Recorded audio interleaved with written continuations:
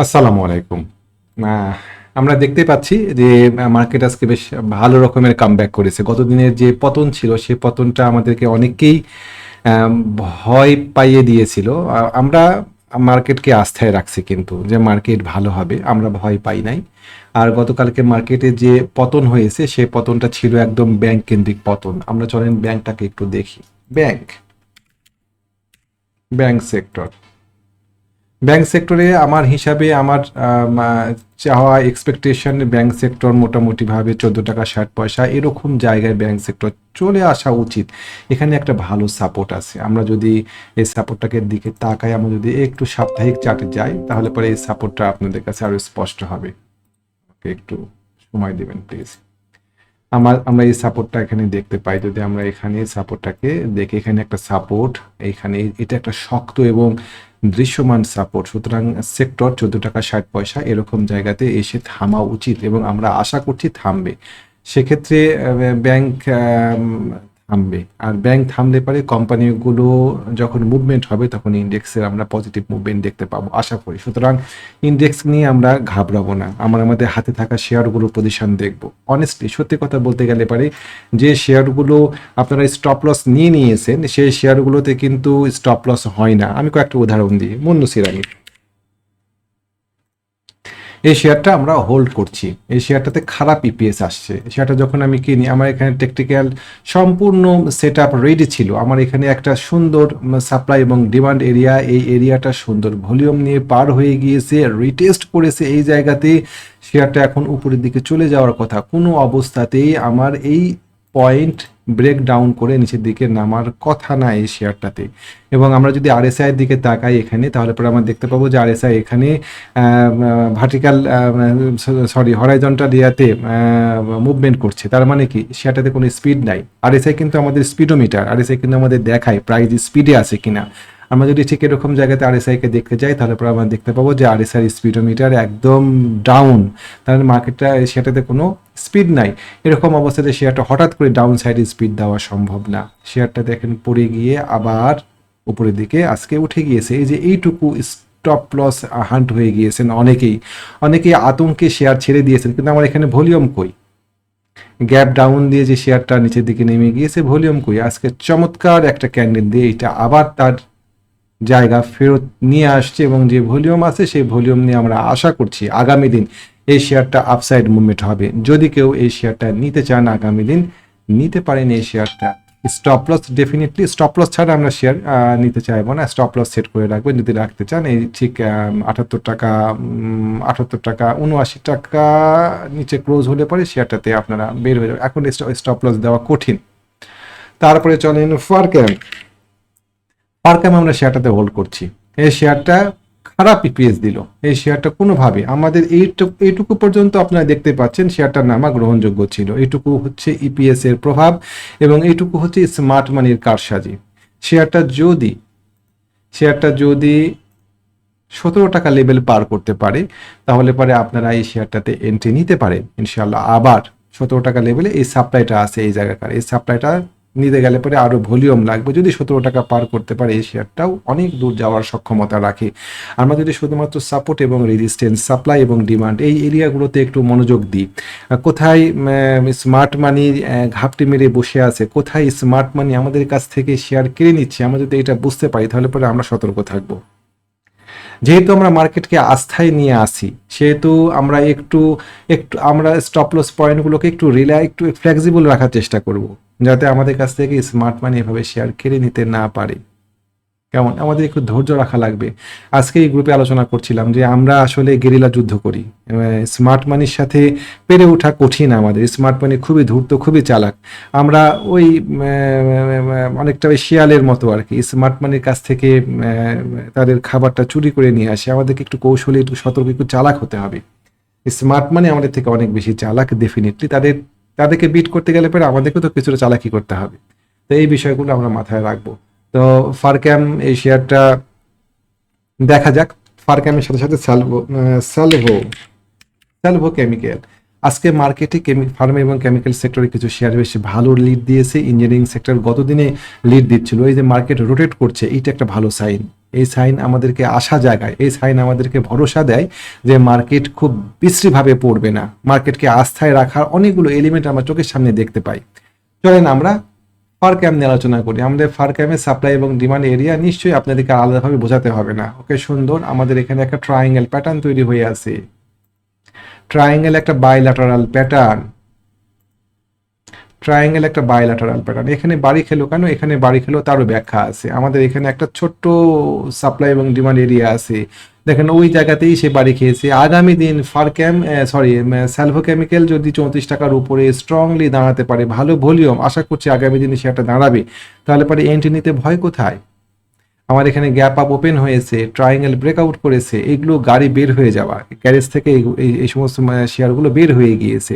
এগুলো শেয়ারগুলোকে আবার গ্যারেজের মধ্যে নিয়ে এসে গ্যারেজ বন্দি করা এতটা সহজ না, আপনি পারবেনও না করতে। মনো সিরামিককে পারেননি, ফার ক্যামকে পারেননি, এই ধরনের শেয়ারগুলোকে আবার গ্যারেজে নিয়ে আসা কঠিন। হাক্কানি পাল্প, আপনারা সবাই জানেন যে আমরা হাক্কানি পাল্প কি করছি বলেন? আমরা হাক্কানি পাল্প হোল্ড করছি। আমাদের হাক্কানি পাল্প হ্যাঁ একটু অ্যাডভান্স লেভেলে কেনা হয়েছে। আমাদের এক ট্রেনিং পার্টিসিপেন্ট বলছিলেন, ভাই আপনি ওনারা শিখছেন, তো আপনি আমাকে বলছেন, ভাই আপনি 85 টাকা লেভেলে কেন কিনলেন? আপনি যেটা শেখাচ্ছেন সে শেখানোর সাথে সাংঘর্ষিক হয়ে গেল না যে আপনি 85 টাকা লেভেলে শেয়ারটা কিনলেন? এরকম জায়গাতে শেয়ারটা কেন কিনলেন? এরকম একটা টপ। তো আমি তাদেরকে বললাম, হ্যাঁ এই জায়গাতে শেয়ার কেনাটা আমার মানবীয় ভুল। এই মানবীয় ভুল সব প্রফেশনের মানুষের হয়। এই মানবীয় ভুল একজন বৈমানিকের হয়, এই মানবীয় ভুল একজন ডাক্তারের হয়, এই মানবীয় ভুল একজন ইঞ্জিনিয়ারের হয়।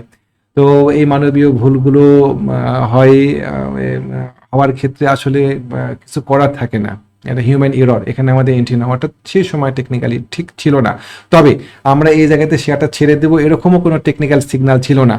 আমরা শক্তভাবে মেম্বাররা একের পর এক প্রেশার দিচ্ছে যে ভাই এই শেয়ারটা থেকে বের হয়ে যাব কিনা, এই শেয়ারটা থেকে সরে যাব কিনা।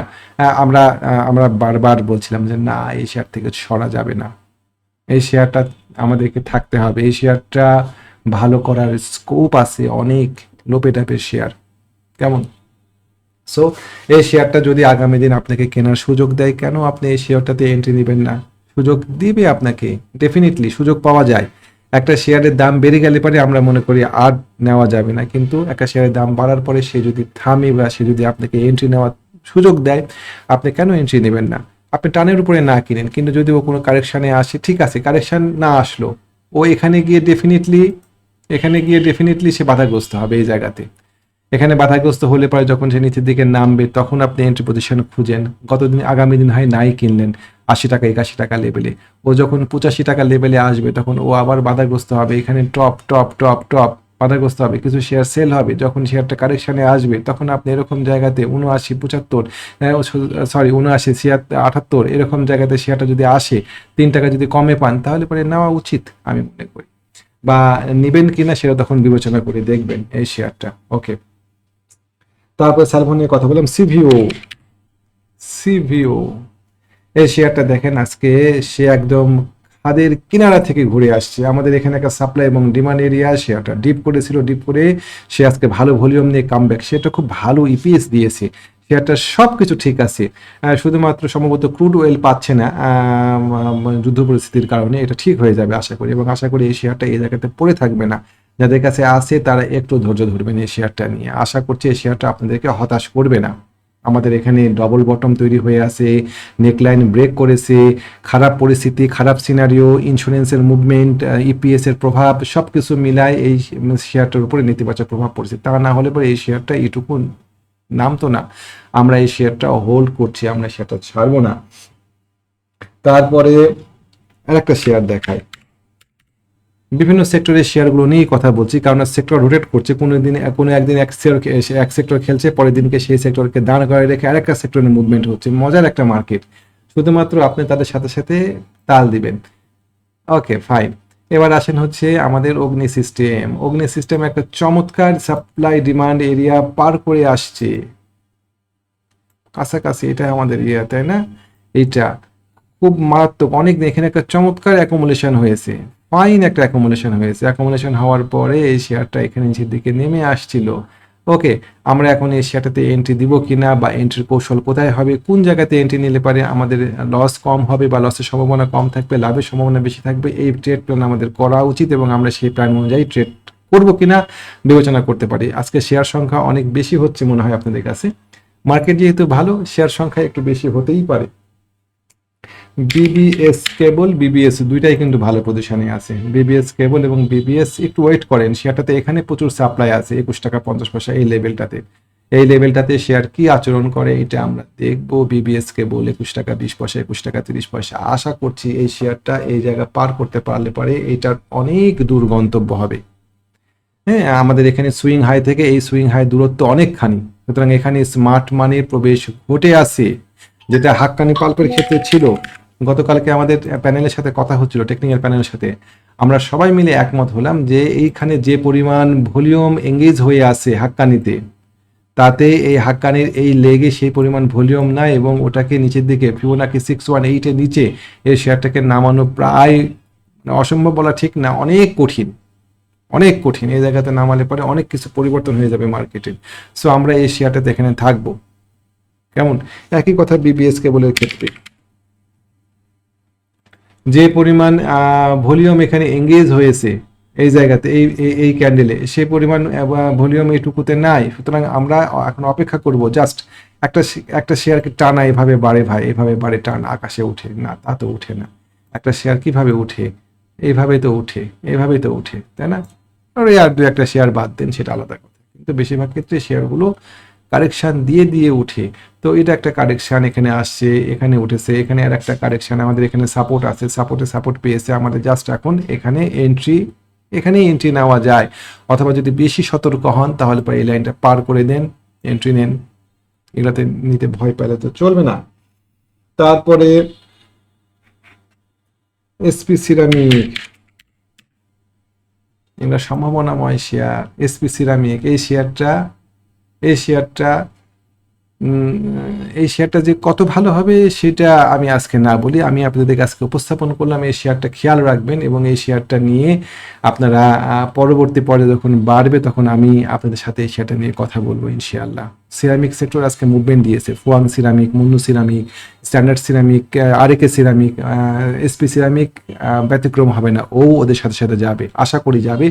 আমরা দেখবো এই শেয়ারটা কোন লেভেলে যায় বা কোন পর্যন্ত যায়। শেয়ারটাতে যদি আপনারা ফলো করে থাকেন তাহলে দেখবেন যে কিছুতেই 20 টাকার নিচে শেয়ারটা নামছে না। 20 টাকাতে শক্ত সাপ্লাই আছে, বড় পেটাপে শেয়ার, প্রায় 6 কোটি শেয়ার আছে পাবলিকের কাছে, তা থাক। এই শেয়ারটাতে মুভমেন্ট হওয়ার সম্ভাবনা আছে। তো অনেকগুলো শেয়ার আলোচনা করলাম, শেষে আরেকটা শেয়ার নিয়ে আলোচনা করি, আরডি ফুড। লাস্ট শেয়ার আমার আজকের, এটা অনেকগুলো শেয়ার আলোচনা করা হলো। আরডি ফুড শেয়ারটা সুন্দর একটা সাপ্লাই এবং ডিমান্ড এরিয়াতে দেখেন। এই জায়গাতে আমরা যদি আরএসআই দিকে তাকাই তাহলে আরএসআইকে আমরা ঠিক এরকম দেখতে পাবো, এরকম দেখতে পাবো। চলেন দেখি আরএসআই কি অবস্থা। দেখেন আমরা আরএসআই কে একদম, যেটা বলছিলাম আর এখান থেকে শুরু করে একদম আরএসআই কোনো স্পিড নাই। কেমন? আরএসআই হচ্ছে আমাদের স্পিডোমিটার, আরএসআই আমাদের স্পিডোমিটার। এইটুকু জায়গাতে আমরা আরএসআই কে কোনো মুভমেন্টই পাবো না। এখন আমরা দেখবো ও কি করে, এই জায়গাটাতে পার করে কিনা, আমরা সতর্কতার সাথে খেয়াল করব এই লেভেলটা সে পার করতে পারে কি না। আশা করি আগামীকালকে পার করে যাবে এটা, এই লেভেল 21 টাকা 50 পয়সার লেভেলটা পার করতে পারে কি না। যদি পার করে তাহলে পারে কি করব, এরকম জায়গাতে বারবার সে বাধাগ্রস্ত হচ্ছে এরকম জায়গায়। সুতরাং আমরা এটা পার করলে 21 টাকা 50 পয়সা, 21 টাকা 60 পয়সা পার করলে রিটেস্টে সে আসবেই, তখন আমরা নিব কিনা বিবেচনা করব। সম্ভাবনাময় শেয়ার, এই ভালো হওয়ার মতন শেয়ারগুলো আপনাদের সামনে উপস্থাপন করলাম, আশা করি বুঝতে পারছেন। গতদিনকে যে শেয়ারগুলো নিয়ে আলোচনা করেছিলাম, ইফাত অটো, কপারটেক, তারপরে জেএইচ হসপিটাল, জেএমআই হসপিটালের শেয়ারটা নিয়ে আমরা আলোচনা করছিলাম। কি অদ্ভুতভাবে আমাদেরকে সিগন্যাল দিচ্ছিল শেয়ারটা যে আমাকে ধরো। আমরা এই শেয়ারটা কিন্তু কিনেছি আজকে, খুব বেশি পাওয়া যায়নি, আমরা এই শেয়ারটা কিনেছি। কেমন?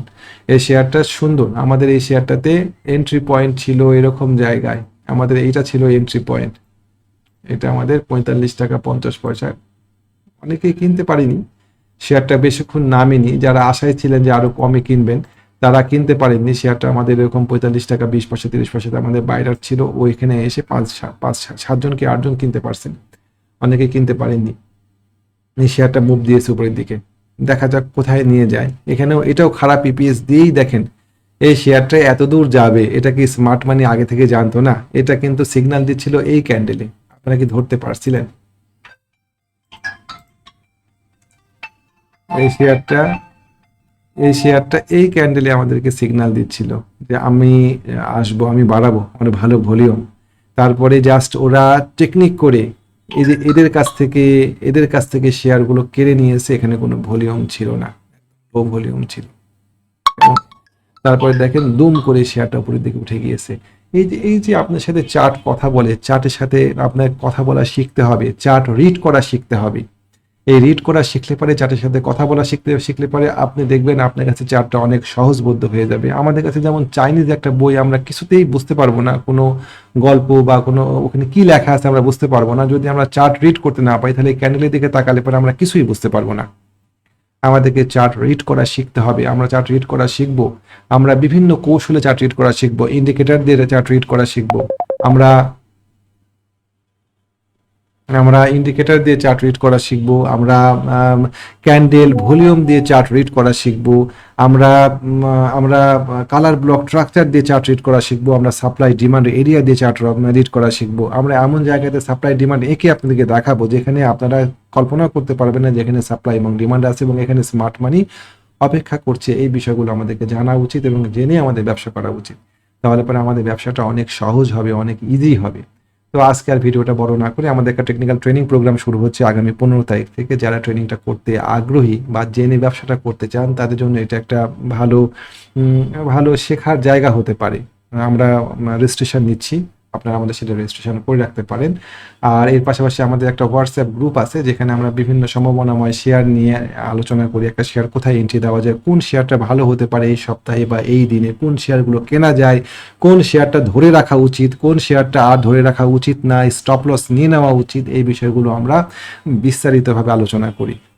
সেই গ্রুপে একটা লো পেড আপ শেয়ারের জন্য অপেক্ষা করছি, কিন্তু আমরা সেই গ্রুপে সবাই মিলে একটা লো পেড আপ শেয়ারকে একটা নির্দিষ্ট রেটে আসার জন্য অধীর আগ্রহে অপেক্ষা করছি।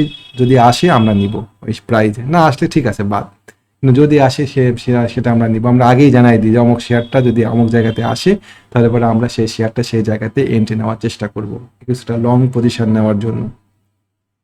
তো ইচ্ছা করলে আপনারা সেই গ্রুপেও যুক্ত হতে পারেন, ইচ্ছা করলে ট্রেনিংও পার্টিসিপেট নিতে পারেন বা পার্টিসিপেট করতে পারেন, ইংরেজিটা এরকম হবে। উভয় ক্ষেত্রে আমাদের সাথে যোগাযোগ করার ঠিকানা হচ্ছে, আমি আমার নাম্বারটা দিয়ে দিই, 0191931195। এটা আমার হোয়াটসঅ্যাপ নাম্বার।